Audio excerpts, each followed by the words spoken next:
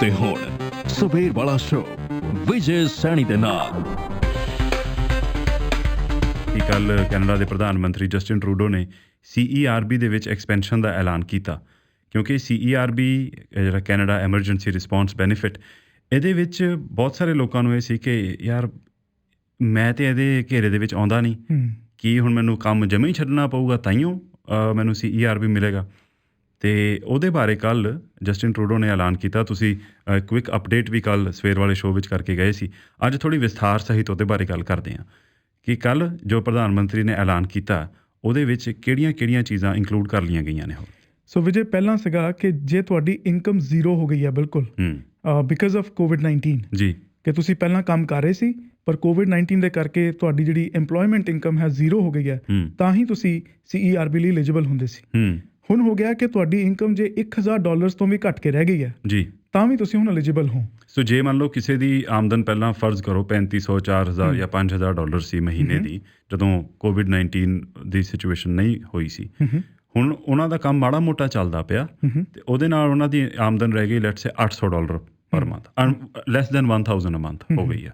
ਹੁਣ ਉਹ ਵੀ CERB ਵਾਸਤੇ ਅਪਲਾਈ ਕਰ ਸਕਣਗੇ। ਯੈਸ, ਪਰ ਇਹਦੇ ਵਿੱਚ ਬਾਕੀ ਸ਼ਰਤਾਂ ਜਿਹੜੀਆਂ ਨੇ ਉਹ ਅਜੇ ਵੀ ਉੱਦਾਂ ਹੀ ਨੇ। ਹਾਂ, ਇਹ ਬਹੁਤ ਇੰਪੋਰਟੈਂਟ ਗੱਲ ਆ। ਸੋ ਜਿਹੜਾ ਇੱਕ ਸ਼ਰਤ ਸੀਗੀ ਕਿ ਪਿਛਲੇ 12 ਮਹੀਨਿਆਂ ਜਾਂ 2019 ਦੇ ਵਿੱਚ ਤੁਹਾਡੀ ਜਿਹੜੀ ਮਿਨੀਮਮ ਇਨਕਮ 5,000 ਦੀ ਹੋਣੀ ਚਾਹੀਦੀ ਹੈ ਜੀ, ਉਹ ਅਜੇ ਵੀ ਹੈ। ਯੈਸ, ਸੋ ਇਹ ਨਹੀਂ ਹੈ ਕਿ ਜੇ ਤੁਸੀਂ ਪਿਛਲੇ ਸਾਲ ਤੁਸੀਂ $1,000 ਦਾ ਤੁਸੀਂ ਕੋਈ ਕੰਮ, ਕਿਉਂਕਿ ਹੁਣ ਕਿਹਾ ਜਾ ਰਿਹਾ ਕਿ seasonal workers are also included in this, ਪਰ ਸੀਜ਼ਨਲ ਵਰਕਰਸ ਦੇ ਵਿੱਚ ਪਹਿਲਾਂ ਇਹਦੇ ਨਾਲ ਨਾ ਕਲੱਬ ਕੀਤਾ ਜਾ ਰਿਹਾ ਸੀ ਈਵਨ ਸਟੂਡੈਂਟਸ ਜਿਹੜੇ ਗਿਗ ਵਰਕ ਕਰਦੇ ਨੇ, ਜਿਹੜੇ ਛੁੱਟੀਆਂ ਦੇ ਵਿੱਚ ਥੋੜ੍ਹਾ ਜਿਹਾ ਕਿਤੇ ਕੰਮ ਕਰ ਲੈਂਦੇ ਨੇ, ਪਰ ਜੇ ਉਹ ਸਟੂਡੈਂਟਸ ਨੇ ਪਿਛਲੇ ਸਾਲ $5,000 ਨਹੀਂ ਕਮਾਇਆ ਤੇ ਉਹ ਐਲੀਜੀਬਲ ਨਹੀਂ ਹੋਣਗੇ। ਈਵਨ ਸੀਜ਼ਨਲ ਵਰਕਰ ਹੋਣ ਕਰ ਜੇ ਤੁਸੀਂ ਸੀਜ਼ਨਲ ਵਰਕਰ ਵੀ ਹੋ ਐਲੀਜੀਬਲ ਤੁਸੀਂ ਹੋ ਜਾਣਾ, ਪਰ ਤੁਹਾਡੀ ਮਿਨੀਮਮ ਇਨਕਮ ਪਿਛਲੇ ਸਾਲ $5,000 ਦੀ ਜ਼ਰੂਰ ਹੋਣੀ ਚਾਹੀਦੀ ਹੈ। ਉਹ ਸ਼ਰਤ ਅਜੇ ਵੀ ਉਸੇ ਤਰ੍ਹਾਂ ਕਾਇਮ ਹੈ ਇਸ ਨਵੀਂ ਬ੍ਰੈਕਟ ਵਾਸਤੇ ਵੀ। ਹੁਣ ਜਿਹੜਾ ਇਹ ਨਵੇਂ ਲੋਕਾਂ ਨੂੰ ਇੰਕਲੂਡ ਕੀਤਾ ਗਿਆ CERB ਦੇ ਦਾਇਰੇ ਦੇ ਵਿੱਚ, ਇਹਦੇ ਨਾਲ ਤਕਰੀਬਨ 1.1 ਮਿਲੀਅਨ ਲੋਕਾਂ ਨੂੰ, 1.1 ਮਿਲੀਅਨ ਤੋਂ ਵੀ ਜ਼ਿਆਦਾ ਲੋਕ ਨੇ ਜਿਨ੍ਹਾਂ ਨੂੰ ਫਾਇਦਾ ਪਹੁੰਚਣਾ, ਕਿਉਂਕਿ 1.1 ਤੋਂ ਜ਼ਿਆਦਾ ਕਿਵੇਂ ਬਣਦੇ ਨੇ, ਜਿਨ੍ਹਾਂ ਨੂੰ ਪਹਿਲਾਂ EI ਮਿਲਦੀ ਸੀ ਜਨਵਰੀ ਤੋਂ ਬਾਅਦ, ਜਿਨ੍ਹਾਂ ਦੀ EI ਖਤਮ ਹੋ ਗਈ, ਹੁਣ ਸੀ ਕਿ ਜਿਹੜੇ EI ਲੈ ਚੁੱਕੇ ਕਿ ਹੁਣ ਉਹ ਵੀ ਇਸ ਬੈਨੀਫਿਟ ਦੇ ਦਾਇਰੇ 'ਚ ਆਉਣਗੇ।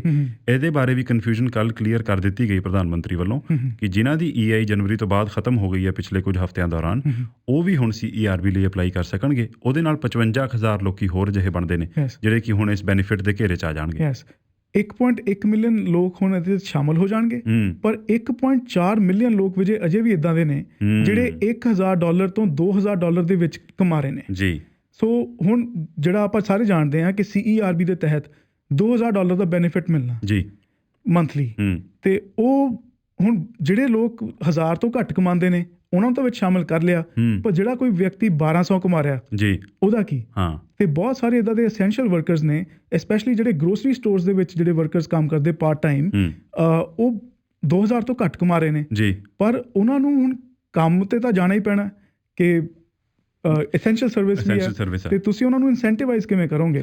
ਹਾਊ ਡੂ ਯੂ ਇਨਸੈਂਟੀਵਾਈਜ਼ ਦੈਮ ਕਿ ਤੁਸੀਂ ਕੰਮ 'ਤੇ ਆਓ, ਕਿ ਇਹ ਨਹੀਂ ਕਿ ਘਰ ਬਹਿ ਜਾਓ ਅਤੇ ਤੁਸੀਂ $2,000 ਦਾ ਬੈਨੀਫਿਟ ਲਓ। ਕਿਉਂਕਿ CERB ਦੇ ਇੱਕ ਕ੍ਰਿਟੀਕ ਦੇ ਵਿੱਚ ਸਭ ਤੋਂ ਵੱਡੀ ਗੱਲ ਇਹ ਵੀ ਆਉਂਦੀ ਸੀ ਕਿ ਕਈ ਲੋਕਾਂ ਵਾਸਤੇ ਹੁਣ ਇਸ ਗੱਲ ਦੀ ਉਹਨਾਂ ਨੂੰ ਇੱਕ ਇਹ ਇਨਸੈਂਟਿਵ ਆ, ਜਿਹੜੇ ਕੰਮ ਕਰਕੇ $2,000 ਤੋਂ ਘੱਟ ਕਮਾ ਰਹੇ ਨੇ ਉਹਨਾਂ ਨੂੰ ਇਨਸੈਂਟਿਵ ਹੋਣਾ ਕਿ ਕੰਮ ਛੱਡੋ, CERB ਦਾ ਬੈਨੀਫਿਟ ਲਓ ਅਤੇ ਤੁਹਾਨੂੰ $2,000 ਮਿਲਦੇ ਨੇ। ਸੋ ਸਪੈਸ਼ਲੀ ਜੇ ਉਹ ਅਸੈਂਸ਼ੀਅਲ ਸਰਵਿਸਿਜ਼ ਦੇ ਵਿੱਚ ਕੰਮ ਕਰ ਰਹੇ ਨੇ, ਜਿਵੇਂ ਕਿ ਗਰੋਸਰੀ ਸਟੋਰਸ ਵੀ ਹੁਣ ਅਸੈਂਸ਼ੀਅਲ ਸਰਵਿਸ ਹੈ ਜੀ। ਸੋ ਉਹਨਾਂ ਦੀ ਵੇਜਿਸ ਨੂੰ ਟੌਪ ਅਪ ਕਰਨ ਵਾਸਤੇ ਵੀ ਕੱਲ੍ਹ ਪ੍ਰਧਾਨ ਮੰਤਰੀ ਜਸਟਿਨ ਟਰੂਡੋ ਨੇ ਅਨਾਊਂਸਮੈਂਟ ਕੀਤੀ ਹੈ। ਉਹਦੇ ਵਿੱਚ ਕੀ ਇਨਕਲੂਜਨਸ ਨੇ? ਉਹਨਾਂ ਨੇ ਕਿਹਾ ਕਿ ਪ੍ਰੀਮੀਅਰਸ ਦੇ ਨਾਲ ਅੱਜ ਉਹਨਾਂ ਦੀ ਮੀਟਿੰਗ ਹੋਣੀ ਹੈ, ਇੱਕ ਕਾਨਫਰੰਸ ਕਾਲ ਹੋਣੀ ਹੈ।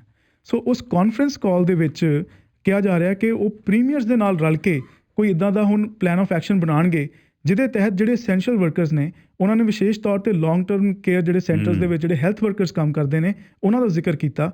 ਕਹਿੰਦੇ ਕਿ ਜੇ ਉਹਨਾਂ ਦੀ ਸੈਲਰੀ ਮਹੀਨੇ ਦੀ ਜਿਹੜੀ ਉਹਨਾਂ ਦੀ ਇਨਕਮ ਹੈ ਜੇ $2,500 ਤੋਂ ਘੱਟ ਹੈ ਤਾਂ ਉਹਨਾਂ ਨੂੰ ਕੋਈ ਨਾ ਕੋਈ ਟੌਪ ਅਪ ਦਿੱਤਾ ਜਾਏਗਾ ਜੀ। ਸੋ ਇਹ ਹੋ ਸਕਦਾ ਕਿ ਸੈਲਰੀ ਦੇ ਉੱਪਰ ਕੋਈ ਹੋਵੇ ਕਿ ਇੰਨੇ % ਵੱਧ ਜਾਏਗੀ, ਜਿਵੇਂ ਕਿ ਕਿਊਬੈਕ ਨੇ ਕੀਤਾ ਹੈ, ਅਤੇ ਜਾਂ ਫਿਰ ਹੋਏਗਾ ਕਿ ਤੁਹਾਨੂੰ ਇੱਕ ਉੱਕਾ ਪੁੱਕਾ ਜਿਹੜਾ ਹੈ ਕਿ ਇੰਨਾ ਐਕਸਟਰਾ ਦੇ ਦਿੱਤਾ ਜਾਏਗਾ, ਇੱਕ ਲਮਸਮ ਅਮਾਊਂਟ ਦਿੱਤਾ ਜਾਣਾ। ਪਰ ਇਹ ਉਹਨਾਂ ਤੇ ਹੋਣਾ ਜਿਹੜੇ ਫਰੰਟ ਲਾਈਨ ਵਰਕਰਸ ਨੇ ਜਿਨ੍ਹਾਂ ਦੀ ਆਮਦਨ ਅਜੇ $2500 ਤੋਂ ਘੱਟ ਹੈ, ਕਿਉਂਕਿ ਜਿਹੜੇ ਲੌਂਗ ਟਰਮ ਕੇਅਰ ਹੋਮਸ ਦੇ ਵਿੱਚ ਵਿਅਕਤੀ ਕੰਮ ਕਰਦੇ ਨੇ ਉਹਨਾਂ ਦੇ ਵਿੱਚੋਂ ਬਹੁਤ ਇੱਕ ਵੱਡੀ ਗਿਣਤੀ ਅਜਿਹੀ ਹੈ ਜਿਨ੍ਹਾਂ ਦੀ ਇਨਕਮ ਸੱਚਮੁੱਚ ਮਤਲਬ ਬੰਦੇ ਨੂੰ ਸੋਚ ਕੇ ਲੱਗਦਾ ਹੈ ਕਿ ਯਾਰ ਉਹ ਸਭ ਤੋਂ ਵੱਧ ਖਤਰਾ ਉਹ ਲੋਕ ਸਹੇੜ ਰਹੇ ਨੇ।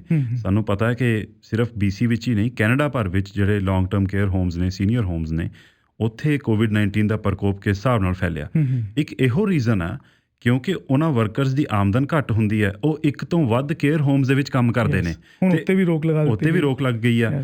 ਤੇ ਇੱਕ ਤੋਂ ਵੱਧ ਕੇਅਰ ਹੋਮਸ ਦੇ ਵਿੱਚ ਉਹਨਾਂ ਦੇ ਜਾਣ ਕਰਕੇ ਹੀ ਹੁਣ BC ਦੇ ਵਿੱਚ ਇੱਕ ਐਟ 1 ਪੁਆਇੰਟ 23 ਕੇਅਰ ਹੋਮਸ ਦੇ ਵਿੱਚ COVID-19 ਦੀ ਇਨਫੈਕਸ਼ਨ ਫੈਲ ਚੁੱਕੀ ਸੀ, ਜਿਹੜੀ ਕਿ ਹੁਣ ਘੱਟ ਕੇ 21 ਦੇ ਵਿੱਚ ਰਹਿ ਗਈ ਆ। ਪਰ ਉਹ ਜਿਹੜੇ ਕੇਅਰ ਵਰਕਰਸ ਆਪਣੀ ਆਮਦਨ ਵਾਸਤੇ ਮੋਰ ਦੈਨ 1 ਹੋਮਸ ਦੇ ਵਿੱਚ ਕੰਮ ਕਰ ਰਹੇ ਸੀ, ਹੁਣ ਉਹਨਾਂ ਦੀ ਆਮਦਨ ਨੂੰ ਇਹ ਪੱਕਾ ਕਰਨ ਲਈ ਕਿ ਘੱਟੋ ਘੱਟ $2500 ਤੇ ਹੋਵੇ, ਹੁਣ ਇਹ ਟੌਪ ਅਪ ਦਿੱਤਾ ਜਾਣਾ। ਹੁਣ ਜਿਹੜੀ ਗੱਲ ਆ ਅੱਜ, ਕਿਉਂਕਿ ਪ੍ਰਧਾਨ ਮੰਤਰੀ ਜਸਟਿਨ ਟਰੂਡੋ ਨੇ ਜਿਹੜੇ ਪ੍ਰੋਵਿੰਸ਼ੀਅਲ ਅਤੇ ਟੈਰੀਟੋਰੀਅਲ ਪ੍ਰੀਮੀਅਰਸ ਨੇ ਉਹਨਾਂ ਦੇ ਨਾਲ ਟੈਲੀਕਾਨਫਰੰਸ ਕਰਨੀ ਆ, ਗੱਲਬਾਤ ਕਰਨੀ ਆ, ਉਹਦੇ ਵਿੱਚ ਇਹ ਗੱਲ ਹੋਣੀ ਹੈ ਕਿ ਇਹ ਜਿਹੜਾ ਪੈਸਾ ਹੈ ਨਾ, ਇਹ ਫੈਡਰਲ ਸਰਕਾਰ ਨੇ ਟਰਾਂਸਫਰ ਪੇਮੈਂਟ ਦੇ ਦੇਣੀ ਹੈ ਪ੍ਰੋਵਿੰਸਿਸ ਨੂੰ, ਫਿਰ ਪ੍ਰੋਵਿੰਸਿਸ ਨੇ ਅੱਗੇ ਇਹ ਪੈਸੇ ਦੇਣੇ ਨੇ ਵਰਕਰਸ ਨੂੰ। ਹੁਣ ਇਹਦੇ ਵਿੱਚ ਇਹ ਹਲੇ ਕਲੈਰਿਟੀ ਨਹੀਂ ਆ ਕਿ ਕਿਹੜੇ ਵਿਅਕਤੀਆਂ ਨੂੰ ਇਹ ਟੌਪ ਅਪ ਦਿੱਤਾ ਜਾਏਗਾ, ਇਹ ਪ੍ਰੋਵਿੰਸ ਨੇ ਡਿਸਾਈਡ ਕਰਨਾ ਜਾਂ ਇਹ ਹਦਾਇਤਾਂ ਫੈਡਰਲ ਸਰਕਾਰ ਵੱਲੋਂ ਆਉਣਗੀਆਂ। ਸੋ ਕੀ ਇਹਦੇ ਵਿੱਚ ਸਿਰਫ ਜਿਹੜੇ ਹੈਲਥ ਕੇਅਰ ਵਰਕਰਸ ਨੇ ਉਹੀ ਸ਼ਾਮਲ ਹੋਣਗੇ, ਜਾਂ ਜਿਵੇਂ ਤੁਸੀਂ ਗੱਲ ਕੀਤੀ, ਸਾਨੂੰ ਪਤਾ ਹੈ ਕਿ ਜਿਹੜੇ ਗਰੋਸਰੀ ਸਟੋਰ 'ਚ ਕੰਮ ਕਰਨ ਵਾਲੇ ਨੇ ਉਹ ਵੀ ਫਰੰਟ ਲਾਈਨ ਵਰਕਰਸ ਦੇ ਦਾਇਰੇ ਦੇ ਵਿੱਚ ਆਉਂਦੇ ਨੇ, ਕਿ ਉਹਨਾਂ ਨੂੰ ਵੀ ਇਸੇ ਦਾਇਰੇ ਦੇ ਵਿੱਚ ਰੱਖਿਆ ਜਾਏਗਾ, ਉਹਨਾਂ ਨੂੰ ਵੀ $2500 ਦਾ ਟੌਪ ਅਪ ਦਿੱਤਾ ਜਾਏਗਾ ਕਿ ਨਹੀਂ, ਇਹਦੇ ਬਾਰੇ ਅਜੇ ਪੂਰੀ ਕਲੈਰਿਟੀ ਨਹੀਂ ਆ। ਤੇ ਵਿਜੇ ਹੋ ਸਕਦਾ ਹੈ ਕਿ ਕੁਬੈਕ ਨੇ ਜਿਹੜਾ ਇੱਕ ਮਾਡਲ ਇਖਤਿਆਰ ਕੀਤਾ, ਉਹਨਾਂ ਨੇ ਕੀ ਕੀਤਾ ਕਿ ਜਿਹੜੇ ER ਰੂਮ ਦੇ ਵਿੱਚ ਪ੍ਰੋਫੈਸ਼ਨਲਸ ਨੇ, ਨਰਸਿਸ ਨੇ, ਜਿਹੜੇ ਫਰੰਟ ਲਾਈਨ ਤੇ ਜਿਹੜੇ ਜਿਨ੍ਹਾਂ ਦਾ ਡਾਇਰੈਕਟ ਕੰਟੈਕਟ ਹੈ ਪੇਸ਼ੈਂਟਸ ਦੇ ਨਾਲ, ਉਹਨਾਂ ਨੂੰ 8% ਦਾ ਪੇ ਹਾਈਕ ਦਿੱਤਾ, ਇਜ਼ਾਫਾ ਉਹਨਾਂ ਦੀ ਪੇ ਦੇ ਵਿੱਚ ਕਰਤਾ। ਜਿਹੜੇ ਲੌਂਗ ਟਰਮ ਕੇਅਰ ਵਰਕਰਸ ਨੇ ਸਰਕਾਰੀ ਲੌਂਗ ਟਰਮ ਕੇਅਰ ਸੈਂਟਰਸ ਦੇ ਵਿੱਚ, ਉਹਨਾਂ ਨੂੰ ਵੀ 8% ਦਾ ਪੇ ਹਾਈਕ ਦਿੱਤਾ। ਤੇ ਜਿਹੜੇ ਹੈਲਥ ਕੇਅਰ ਵਰਕਰਸ ਨੇ ਪਰ ਉਹ ਡਾਇਰੈਕਟ ਕੰਟੈਕਟ ਦੇ ਵਿੱਚ ਨਹੀਂ ਆਉਂਦੇ ਪੇਸ਼ੈਂਟਸ ਦੇ ਨਾਲ, ਉਹਨਾਂ ਨੂੰ 4% ਦਾ ਪੇ ਹਾਈਕ ਦਿੱਤਾ ਗਿਆ। ਤੇ ਇਹ ਰੈਟਰੋਐਕਟਿਵ ਹੋਏਗਾ 13 ਮਾਰਚ ਤੋਂ, ਤੇ ਇਹਦਾ ਟੋਟਲ ਕਾਸਟ 287 ਮਿਲੀਅਨ ਪ੍ਰੋਵਿੰਸ ਨੂੰ ਪੈਣੀ ਹੈ। ਸੋ ਜਿਹੜੀ ਮੈਂ ਪਹਿਲਾਂ ਗੱਲ ਕਰ ਰਿਹਾ ਸੀ ਕਿ ਇਹ ਪਰਸੈਂਟੇਜ ਵਾਈਜ਼ ਹਾਈਕ ਹੋਏਗਾ ਕਿ ਲਮਸਮ ਪੇਮੈਂਟ ਹੋਏਗੀ, ਕਿਉਂਕਿ ਜਿਹੜੇ ਉੱਥੇ private long term care centres ਹੈਗੇ ਆ, ਉਹਨਾਂ ਨੇ ਇੱਕ ਲਮਸਮ ਪੇਮੈਂਟ ਦਿੱਤੀ ਹੈ ਕਿ ਤੁਹਾਡਾ ਇੰਨੇ ਡਾਲਰਸ ਪਰ ਆਵਰ ਤੁਹਾਡੀ ਜਿਹੜੀ ਹੈ ਸੈਲਰੀ ਵੱਧ ਜਾਏਗੀ। ਸੋ ਇੱਕ ਹੁਣ ਆਪਾਂ ਦੇਖਿਆ ਕਿ BC ਨੇ ਵੀ ਇੱਕ ਲਮਸਮ ਪੇਮੈਂਟ ਵਨ ਟਾਈਮ $1000 ਦਾ ਐਲਾਨ ਕੀਤਾ, ਜਿਹਦੇ ਫਰੇਮਵਰਕ ਤੇ ਅਜੇ ਕੰਮ ਕੀਤਾ ਜਾ ਰਿਹਾ।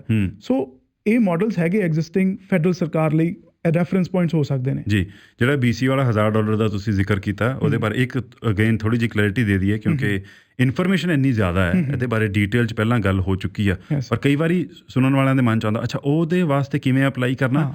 ਉਹਦੇ ਵਾਸਤੇ ਉਹ ਲੋਕ ਐਲੀਜੀਬਲ ਹੋਣਗੇ ਜਿਹੜੇ ਕਿ ਫੈਡਰਲ ਸਰਕਾਰ ਦੇ ਜਿਹੜੇ ਹੁਣ ਇਹ ਐਕਸਪੈਂਡਿਡ EI ਜਾਂ CERB ਵਾਸਤੇ ਅਪਲਾਈ ਕਰ ਚੁੱਕੇ ਨੇ ਤੇ ਜਿਨ੍ਹਾਂ ਨੂੰ ਉਹ ਬੈਨੀਫਿਟ ਮਿਲਣਾ ਸ਼ੁਰੂ ਹੋ ਚੁੱਕਾ।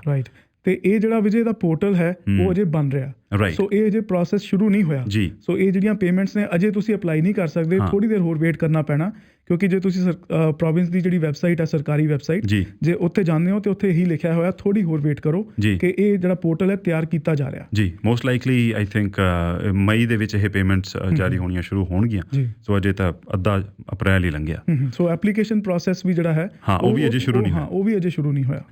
ਅੱਛਾ, ਹੁਣ ਜਿਹੜੇ ਇਹ ਪੈਸੇ ਜਿਹੜੇ ਟੌਪ ਅਪ ਵੇਜ ਦੀ ਗੱਲ ਕੀਤੀ ਜਾ ਰਹੀ ਹੈ, $2500 ਤੱਕ ਦੀ ਟੌਪ ਅਪ ਹੋਵੇ, ਇਹਦੇ ਵਾਸਤੇ ਦੇਖੋ ਪ੍ਰਮੁੱਖ ਗੱਲ ਕੀ ਹੈ, ਇਹ ਗੱਲ ਵੀ ਨਾਲ ਕਹੀ ਗਈ ਕਿ CERB ਐਕਸਪੈਂਸ਼ਨ ਸਦਕਾ ਜਿਹੜੇ ਕਿ ਆਹ $1000 ਤੋਂ ਘੱਟ ਜਿਨ੍ਹਾਂ ਦੀ ਆਮਦਨ ਹੈ ਤੇ ਉਹਨਾਂ ਨੂੰ ਵੀ ਹੁਣ CERB ਦੇ ਵਿੱਚ ਇੰਕਲੂਡ ਕੀਤਾ ਜਾਏਗਾ।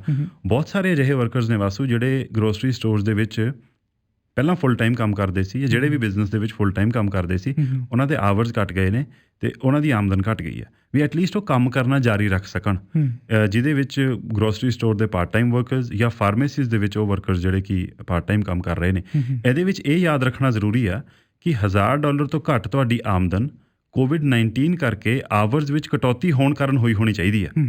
ਜੇ ਪਹਿਲਾਂ ਵੀ ਕੋਈ ਵਿਅਕਤੀ ਪਾਰਟ ਟਾਈਮ ਕੰਮ ਕਰਕੇ $1000 ਤੋਂ ਘੱਟ ਪਰ ਮੰਥ ਕਮਾ ਰਿਹਾ ਸੀ, ਉਹਨੂੰ ਇਹ ਬੈਨੀਫਿਟ ਨਹੀਂ ਮਿਲਣਾ। ਕਿ ਉਹਦੇ ਵਿੱਚ ਜਿਹੜਾ ਉਹ ਵਰਡ ਹੈ ਨਾ ਵੋਲੰਟੈਰੀਲੀ ਜੀ, ਕਿ ਪਹਿਲਾਂ ਵੀ ਸੀਗਾ ਕਿ ਤੁਸੀਂ ਆਪਣੀ ਮਰਜ਼ੀ ਨਾਲ ਜੇ ਕੰਮ ਛੱਡਿਆ ਹੈ ਜਾਂ ਆਵਰਸ ਘਟਾਏ ਨੇ ਫਿਰ ਤੁਸੀਂ ਐਲੀਜੀਬਲ ਨਹੀਂ ਹੋ।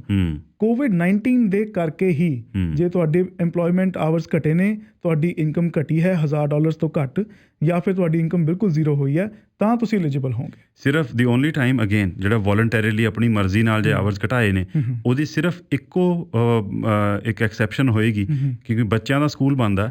ਲੈਟਸ ਸੇ ਇੱਕ ਸਪਾਊਸ ਨੂੰ ਆਪਣੇ ਆਵਰਸ ਇਸ ਹਿਸਾਬ ਨਾਲ ਘੱਟ ਕਰਨੇ ਪਏ, ਕੰਮ ਪੂਰੀ ਤਰ੍ਹਾਂ ਨਹੀਂ ਛੱਡਿਆ ਪਰ ਆਵਰਸ ਘਟਾਏ ਕਿਉਂਕਿ ਹੁਣ ਬੱਚਿਆਂ ਦੀ ਦੇਖਭਾਲ ਵੀ ਕਰਨੀ ਹੈ ਘਰੇ। ਹੁਣ ਉਸ ਸੂਰਤ ਦੇ ਵਿੱਚ ਉਹ ਅਪਲਾਈ ਕਰ ਸਕਣਗੇ ਕਿਉਂਕਿ ਉਹਨਾਂ ਦੇ ਵੀ ਆਵਰਸ ਦੇ ਵਿੱਚ ਕਟੌਤੀ ਦੀ ਵਜ੍ਹਾ ਇਨਡਾਇਰੈਕਟਲੀ COVID-19 ਹੀ ਹੈ, ਤੇ ਜਾਂ ਫਿਰ ਆਪਣੇ ਉਹ ਕਿਸੇ ਰਿਸ਼ਤੇਦਾਰ ਦੀ ਦੇਖਭਾਲ। ਸੋ ਜਿਹੜੀਆਂ ਬੇਸਿਕਲੀ CERB ਦੀਆਂ ਜਿਹੜੀਆਂ ਬੇਸਿਕ ਰਿਕੁਆਇਰਮੈਂਟਸ ਸੀਗੀਆਂ ਉਹ ਅਜੇ ਵੀ ਸਟੈਂਡ ਕਰਦੀਆਂ ਨੇ। ਉਹਦੇ ਵਿੱਚ ਇਹ ਐਡੀਸ਼ਨ ਕੀਤਾ ਗਿਆ, ਇਹ ਵੱਖਰਾ ਪ੍ਰੋਗਰਾਮ ਨਹੀਂ ਹੈ। ਬਿਲਕੁਲ, ਇਹ ਯਾਦ ਰੱਖਣਾ ਉਹਨੂੰ ਐਕਸਪੈਂਡ ਕੀਤਾ ਗਿਆ ਤਾਂ ਕਿ ਹੋਰ ਜ਼ਿਆਦਾ ਲੋਕਾਂ ਤੱਕ ਇਹ ਬੈਨੀਫਿਟ ਪਹੁੰਚ ਸਕੇ। ਜਿਵੇਂ ਤੁਸੀਂ ਦੱਸਿਆ ਕਿ 1.1 ਮਿਲੀਅਨ ਹੁਣ ਹੋਰ ਲੋਕ ਇਹਦੇ ਬੈਨੀਫਿਟਸ ਲੈ ਸਕਣਗੇ। ਤੇ ਵਿਜੇ ਅਜੇ ਵੀ ਨਾ 5 ਲੱਖ ਇੱਦਾਂ ਦੇ ਅਨਐਮਪਲੋਇਡ ਕੈਨੇਡੀਅਨਸ ਨੇ ਜਿਹੜੇ ਕਿ CERB ਦੇ ਦਾਇਰੇ ਦੇ ਵਿੱਚ ਅਜੇ ਵੀ ਨਹੀਂ ਆਉਂਦੇ। ਤੇ 2 ਲੱਖ ਕੈਨੇਡੀਅਨਸ ਅਜਿਹੇ ਨੇ ਕਿ ਜਿਹੜੇ ਪਿਛਲੇ ਸਾਲ ਜਿਨ੍ਹਾਂ ਦੀ ਇਨਕਮ 5000 ਤੋਂ ਘੱਟ ਸੀ, ਉਹ ਇਸ ਕਰਕੇ ਐਲੀਜੀਬਲ ਨਹੀਂ ਹੋ ਰਹੇ। ਤੇ NDP ਦੇ ਜਗਮੀਤ ਸਿੰਘ ਬਾਰ-ਬਾਰ ਇਹ ਗੱਲ ਕਹਿੰਦੇ ਰਹੇ ਨੇ ਕਿ ਇਹਨੂੰ ਯੂਨੀਵਰਸਲ ਕਰ ਦਿਓ, ਕਿ ਬਾਅਦ ਵਿੱਚ ਦੇਖ ਲਾਂਗੇ, ਲੋਕਾਂ ਤੱਕ ਮਦਦ ਪਹੁੰਚ ਜਾਵੇ। ਬਾਅਦ ਵਿੱਚ ਜਦੋਂ ਨੈਕਸਟ ਈਅਰ ਦੀ ਉਹ ਰਿਟਰਨ ਫਾਈਲ ਕਰਨਗੇ, ਇਨਕਮ ਟੈਕਸ ਰਿਟਰਨ, ਤੇ ਉਹਦੇ ਵਿੱਚ ਦੇਖ ਲਾਂਗੇ ਕਿ ਕਿਹਨੂੰ ਦੇਣਾ ਹੈ ਬੈਨੀਫਿਟ, ਕਿਹਦੇ ਪੈਸੇ ਕੱਟ ਲੈਣੇ ਆ। ਤੇ ਇਹਦੇ ਵਿੱਚ ਹੁਣ ਇੱਕ ਬਹੁਤ ਵੱਡੀ ਜਿੱਤ ਵੀ ਮੰਨੀ ਜਾ ਰਹੀ ਹੈ ਜਗਮੀਤ ਸਿੰਘ ਦੀ ਵੀ, ਕਿ ਉਹਨਾਂ ਨੇ ਕਿਉਂਕਿ ਬਾਰ-ਬਾਰ ਪ੍ਰੈਸ਼ਰ ਪਾਇਆ ਸਰਕਾਰ ਤੇ ਹੁਣ ਇਹ ਵੀ ਸਰਕਾਰ ਦਾ ਲਾਈਕ OPED ਦੇ ਵਿੱਚ ਇਹ ਵੀ ਲਿਖਿਆ ਜਾ ਰਿਹਾ ਕਿ ਸਰਕਾਰ ਹੁਣ ਥੋੜੀ ਲੈਫਟ ਲੀਨ ਕਰ ਰਹੀ ਹੈ। ਤੇ I think in a situation like this it's not a bad thing to do. ਬਸ ਉਹ ਇੱਕ ਗੱਲ ਹੋਰ ਵੀ ਹੈ, ਜੇ ਅਗੇਨ ਵੈਸੇ ਤਾਂ ਦੇਖੋ ਪੋਲੀਟੀਕਲ ਰੰਗਤ ਜਿਹੜੇ ਮਰਜ਼ੀ ਇਸ਼ੂ ਨੂੰ ਜਿੰਨੀ ਮਰਜ਼ੀ ਦੇ ਲਓ, ਲਿਬਰਲ ਸਰਕਾਰ ਵਾਸਤੇ ਵੀ ਬਿਹਤਰ ਹੈ ਕਿ ਉਹ NDP ਦੀ ਗੱਲ ਮੰਨ ਕੇ ਉਧਰ ਨੂੰ ਹੋ ਲੈਣ, ਬਜਾਏ ਕਿ ਉਹਨਾਂ ਨੂੰ ਕੰਜ਼ਰਵੇਟਿਵਸ ਦੀ ਗੱਲ ਮੰਨਣੀ ਪਏ ਜਾਂ ਕੰਜ਼ਰਵੇਟਿਵਸ ਦੀ ਪ੍ਰਪੋਜ਼ਲਸ ਦੇ ਉੱਪਰ ਉਹਨਾਂ ਨੂੰ ਹਾਮੀ ਭਰਨੀ ਪਏ। ਵੈਸੇ ਵੀ ਜਦੋਂ ਕਦੇ ਵੀ ਇਲੈਕਸ਼ਨ ਹੁੰਦਾ, ਜਿਹੜੀ ਆਹ ਵੋਟ ਸਵਾਪਿੰਗ ਹੈ ਨਾ between the NDP and the liberals, ਉਹ ਬਹੁਤ ਜ਼ਿਆਦਾ ਹੁੰਦੀ ਹੈ। ਜਿਹੜੇ ਇਹਨਾਂ ਦੋਨੋਂ ਪਾਰਟੀਜ਼ ਦੇ ਵੋਟਰਸ ਨੇ, ਉਹ ਆਪਣਾ ਜਿਹੜਾ ਸਟਾਂਸ ਹੈ ਉਹ ਜ਼ਿਆਦਾ ਬਦਲ ਲੈਂਦੇ ਨੇ। ਤੁਸੀਂ ਜੇ ਇਤਿਹਾਸਕ ਤੌਰ 'ਤੇ ਵੀ ਵੇਖੋ, ਬਹੁਤ ਸਾਰੀਆਂ ਲਿਬਰਲ ਪਾਲਿਸੀਜ਼ ਜਿਹੜੀਆਂ ਲਿਬਰਲ ਸਰਕਾਰਾਂ ਨੇ ਅਪਣਾਈਆਂ ਹੁੰਦੀਆਂ ਨੇ, ਉਹ ਐਕਚੁਅਲੀ NDP ਦੀ ਪਲੇਬੁੱਕ ਦੇ ਵਿੱਚੋਂ ਲੈ ਕੇ ਹੀ ਉਹ ਇੰਪਲੀਮੈਂਟ ਕਰਦੇ ਨੇ। ਬਿਲਕੁਲ। ਤੇ ਹੁਣ ਦੇਖੋ ਸਰਕਾਰ ਦੇ ਕੋਲ 157 ਸੀਟਾਂ ਨੇ, ਕਿਸੇ ਵੀ ਬਿੱਲ ਨੂੰ ਪਾਸ ਕਰਾਉਣ ਲਈ 13 ਹੀ ਸੀਟਾਂ ਦੀ ਸਪੋਰਟ ਚਾਹੀਦੀ ਹੈ, 13 MPs ਦੀ ਕਿਸੇ ਹੋਰ ਪਾਰਟੀ ਦੇ। ਤੇ ਹੁਣ ਇਸ ਵੇਲੇ NDP ਵੀ ਬਾਈ ਲਾਰਜ ਲਿਬਰਲ ਨੂੰ ਸਪੋਰਟ ਹੀ ਕਰ ਰਹੀ ਹੈ ਔਨ ਮੇਜਰ ਇਸ਼ੂਜ਼। ਤੇ ਦੂਜੇ ਪਾਸੇ block I am surprise Vijay, ਉਹ ਬਹੁਤ ਜ਼ਿਆਦਾ ਸਪੋਰਟ ਕਰ ਰਹੇ ਨੇ ਲਿਬਰਲ ਪਾਰਟੀ ਨੂੰ। ਇਫ ਯੂ ਸੀ ਕਿ ਜਿੰਨੇ ਵੀ ਬਿਲਸ ਪਾਸ ਕਰਾਏ ਨੇ, ਬਲੌਕ ਹਮੇਸ਼ਾ ਨਾਲ ਖੜਾ ਰਿਹਾ, ਬਲੌਕ ਕਿਊਬੈਕਵਾ। ਆਈ ਥਿੰਕ ਇਹਦਾ ਇੱਕ ਰੀਜ਼ਨ ਇਹ ਵੀ ਹੋ ਸਕਦਾ ਵਾਸੂ, ਕਿਉਂਕਿ ਕਿਊਬੈਕ ਦੇ ਵਿੱਚ COVID-19 ਦੀ ਇੰਨੀ ਜ਼ਿਆਦਾ ਸਿਚੁਏਸ਼ਨ ਮਾੜੀ ਹੈ ਕਿ ਕੈਨੇਡਾ ਦੇ ਵਿੱਚ ਜਿੰਨੇ ਕੇਸਿਸ ਨੇ ਆਲਮੋਸਟ ਅੱਧੇ ਤੋਂ ਵੀ ਜ਼ਿਆਦਾ ਕੇਸ ਕਿਊਬੈਕ ਦੇ ਵਿੱਚੋਂ ਨੇ। ਹੁਣ ਜੇ ਬਲੌਕ ਕਿਊਬੈਕਵਾ ਕੋਈ ਅੜਿੱਕਾ ਪਾਉਂਦੇ ਨੇ ਕਿਸੇ ਵੀ ਤਰ੍ਹਾਂ ਦੇ ਬੈਨੀਫਿਟ ਪੈਕੇਜ ਦੇ ਵਿੱਚ, ਉਹਨਾਂ ਦੇ ਉੱਪਰ ਉਸ ਦਾ ਜੋ ਪਰਛਾਵਾਂ ਬਹੁਤ ਭੈੜਾ ਪਏਗਾ ਕਿ ਤੁਹਾਡੇ ਬੈਕਯਾਰਡ ਦੇ ਵਿੱਚ ਜਿੱਥੋਂ ਤੁਸੀਂ ਜਿਹੜੇ ਸੂਬੇ ਨੂੰ ਰੈਪਰੈਜ਼ੈਂਟ ਕਰਦੇ ਹੋ, ਕਿਉਂਕਿ ਉਹ ਰੀਜਨਲ ਪਾਰਟੀ ਆ, ਜਿਹੜੇ ਸੂਬੇ ਨੂੰ ਤੁਸੀਂ ਰੈਪਰੈਜ਼ੈਂਟ ਕਰ ਰਹੇ ਹੋ ਫੈਡਰਲ ਪੱਧਰ ਤੇ, ਉੱਥੇ ਸਭ ਤੋਂ ਵੱਧ ਮਹਾਮਾਰੀ ਦਾ ਪ੍ਰਕੋਪ ਫੈਲਿਆ ਤੇ ਤੁਸੀਂ ਅੜਿੱਕੇ ਪਾ ਰਹੇ ਹੋ। ਬਿਲਕੁਲ। ਤੇ ਹੁਣ ਜਸਟਿਨ ਟਰੂਡੋ ਨੂੰ ਪਤਾ ਕਿ NDP ਵੀ ਨਾਲ ਖੜੀ ਹੈ, ਬਲੌਕ ਵੀ ਨਾਲ ਖੜਾ, ਤੇ ਇਸ ਕਰਕੇ ਕੰਜ਼ਰਵੇਟਿਵਸ ਦੀ ਹੁਣ ਗੱਲ ਉਹ ਬਹੁਤੀ ਗੋਲਦੇ ਨਹੀਂ। ਲਾਰਜਲੀ ਦੇਖੋ ਕੰਜ਼ਰਵੇਟਿਵਸ ਵੀ ਇਹੋ ਜਿਹੀ ਸਿਚੁਏਸ਼ਨ 'ਚ ਨੇ ਕਿ ਉਹ ਵੀ ਬਹੁਤੇ ਅੜਿੱਕੇ ਨਹੀਂ ਪਾ ਸਕਦੇ। ਛੋਟੀਆਂ-ਮੋਟੀਆਂ ਗੱਲਾਂ ਨੇ। ਵਰਚੁਅਲ ਸੈਸ਼ਨ ਨਾ ਕਰੋ, ਇਨ ਪ੍ਰਾਈਵੇਟ ਕਰ ਲਓ, ਹੁਣ ਇਨ ਪਰਸਨ। ਹੁਣ ਉਹ ਸੋਮਵਾਰ ਨੂੰ ਪਾਰਲੀਮੈਂਟ ਇਜ਼ ਸਕੈਜੂਅਲ ਟੂ ਰੀਕਨਵੀਨ, ਪਰ ਕੀ ਹੁਣ ਉਹ ਰੀਕਨਵੀਨ ਜੇ ਇਨ ਪਰਸਨ ਹੋਣਾ ਕਿ ਫੇਸ ਟੂ ਫੇਸ ਹੋਣਾ, ਇਹ ਅਜੇ ਵੀ ਉਹਦੇ ਬਾਰੇ ਗੱਲ ਚੱਲਦੀ ਪਈ ਹੈ। ਸਰਕਾਰ ਹੁਣ ਬਹੁਤ ਆਈ ਥਿੰਕ ਬਹੁਤ ਕਲੀਅਰਲੀ ਦੱਸ ਚੁੱਕੀ ਹੈ ਕਿ ਇਨ ਪਰਸਨ ਸੈਸ਼ਨਸ ਤਾਂ ਨਹੀਂ ਕਰਨੇ, ਕਿ ਜਿਹੜਾ ਜੇ ਹੋਏਗਾ ਵੀ ਤੇ ਹੋਏਗਾ ਕਿ ਘੱਟ ਗਿਣਤੀ ਦੇ ਵਿੱਚ MP ਇਕੱਠੇ ਹੋਣਗੇ।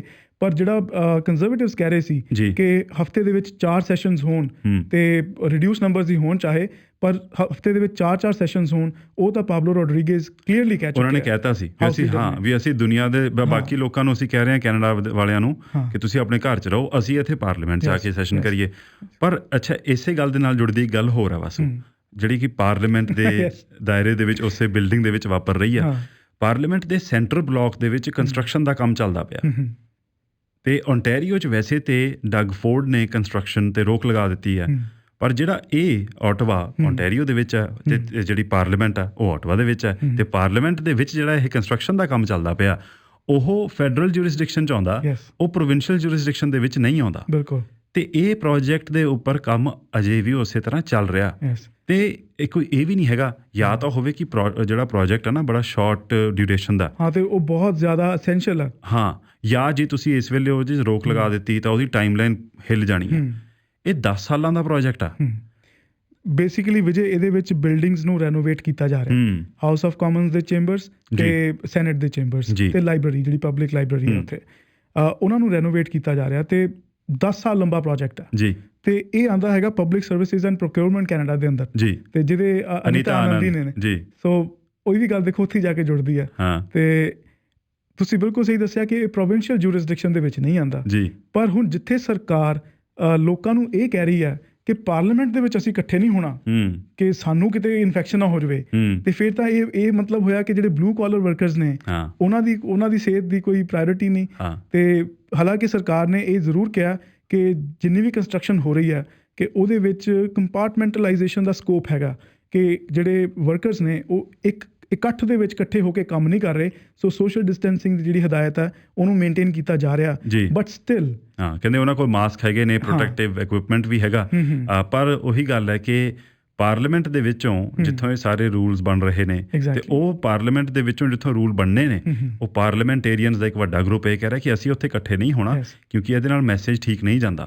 ਪਰ ਉਸੇ ਮੈਸੇਜ ਇਹਦਾ ਵੀ ਠੀਕ ਨਹੀਂ ਜਾਂਦਾ, ਇਹਦਾ ਸਗੋਂ ਹੋਰ ਖਰਾਬ ਮੈਸੇਜ ਆਉਂਦਾ ਕਿ ਤੁਹਾਨੂੰ ਵਾਈਟ ਕਾਲਰ ਜੌਬਸ ਜਿਹੜੇ ਕਰ ਰਹੇ ਨੇ ਉਹਨਾਂ ਦੀ ਸਿਹਤ ਦੀ ਪਰਵਾਹ ਹੈ ਪਰ ਬਲੂ ਕਾਲਰਡ ਵਰਕਰਸ ਦੀ ਤੁਹਾਨੂੰ ਪਰਵਾਹ ਨਹੀਂ।